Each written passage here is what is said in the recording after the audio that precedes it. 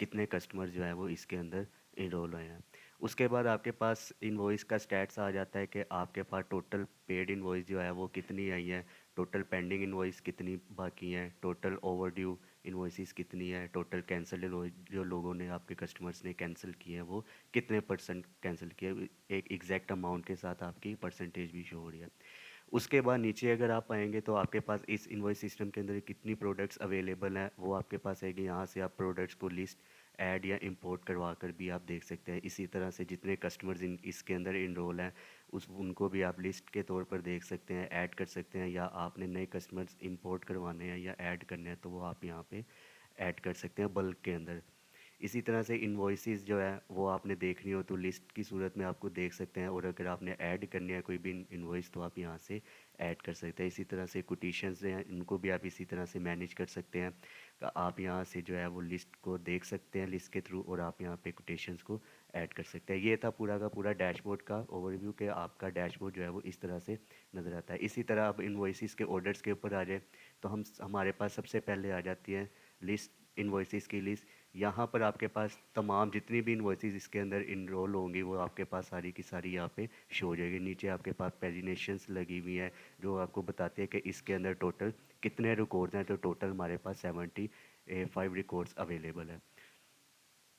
अच्छा, ये जो आपके पास रेड कलर में शो हो रही है इसका मतलब ये है कि ये कैंसिल इनवॉइस हो गए, क्योंकि इनका स्टेटस क्या आ गया, कैंसिल आ गया है। अगर आप इसके ऊपर देखेंगे और अगर कोई भी कलर नहीं है, ब्लैक कलर की तरह का ये शो हो रहा है तो इसका मतलब है ये पेड है।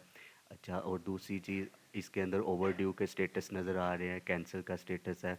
और इसी तरह से अगर आपके पास कोई पेंडिंग आ रही है तो वो येलो कलर में इस तरह से शो होगी। अच्छा, आप कोई भी इनवॉइस अगर पेंडिंग है तो आप इसको उसका जो मेथड है पेमेंट का, तो आप वहाँ से पेमेंट का मेथड भी जनरेट कर सकते हैं। उसके बाद एडिट करना हो तो आप यहाँ से एडिट कर सकते हैं। इसको देखना हो आप यहाँ से देख सकते हैं, डिलीट करना हो आप इनवॉइस को तो डिलीट भी कर सकते हैं। उसके बाद आप न्यू इनवॉइस कोई भी अगर आपने ऐड करनी है तो मैंने आपको बताया था कि आप डैशबोर्ड से भी डायरेक्ट जा सकते हैं और यहाँ से भी जो है वो आप जा सकते हैं।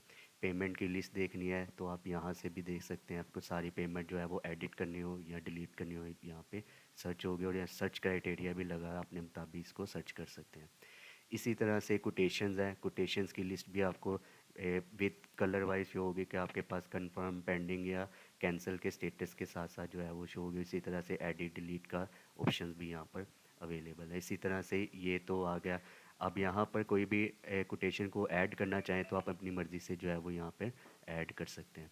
इसी तरह से डाटा की के अंदर आ जाए तो आपके पास इनवॉइस और कस्टमर्स का डाटा, जो मेन डाटा यहाँ पर आप कस्टमर की लिस्ट दे सकते हैं। आपके पास कितने कितने कस्टमर्स हैं, आपने कोई नया कस्टमर ऐड करना है, आप यहाँ पर क्लिक करके नया कस्टमर जो है वो आप ऐड कर सकते हैं।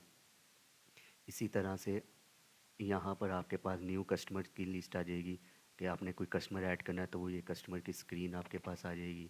इंपोर्ट कस्टमर, अब अगर आपके पास बल्क में इंपोर्ट क्वेश्चन करे हैं तो आपके पास जो है वो अपने सिंपल एक फ़ाइल एक्सेल की यहाँ पे अपलोड करनी है, जो डाटा हम प्रोवाइड करेंगे उसके मुताबिक, और जो है वो आपने यहाँ पे इंपोर्ट करना है। आपके सारे जो है वो कस्टमर इंपोर्ट हो जाएंगे। इसी तरह से लिस्ट है प्रोडक्ट्स की, तो आपके पास जितनी भी प्रोडक्ट्स के अंदर अवेलेबल होंगी, टोटल 50 प्रोडक्ट्स अवेलेबल है तो आपके पास यहाँ पे सारी की सारी इसके रिकॉर्ड शो हो जाएंगे। इसी तरह से आपने कोई न्यू प्रोडक्ट ऐड करनी है तो आप वन बाय वन भी कर सकते हैं, और बल्क के अंदर डाटा भी जो है वो ऐड कर सकते हैं यहाँ पे।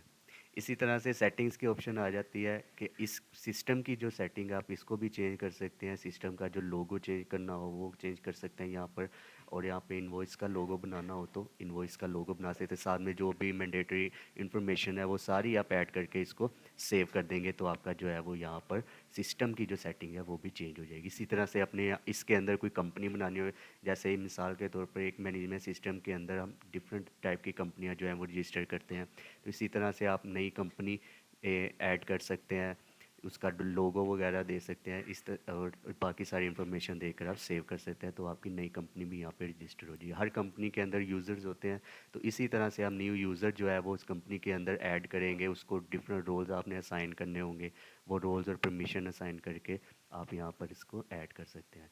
टैक्स रेट्स हैं, जबकि हमें पता है कि ये इन्वॉइस सिस्टम है तो हर इन्वॉइस के ऊपर टैक्स जो है वो जनरेट होता है और उसके हर इन्वॉइस टैक्स के बगैर नहीं निकलती है। तो आप यहाँ पर सबसे पहले अपने टैक्स डिफाइन करेंगे, उन टैक्स का इम्पैक्ट जो है वो आपकी इन्वॉइसिस के अंदर आ जाएगा। यूज़र रोल्स हैं, जैसे मैंने आपको पहले बताया, कोई भी रोल्स आपने नया ऐड करना हो तो वो आप यहाँ पर ऐड कर सकते हैं, और किसी को रोल्स असाइन करना हो तो वो आप यहाँ पे रोल्स असाइन करवा सकते हैं।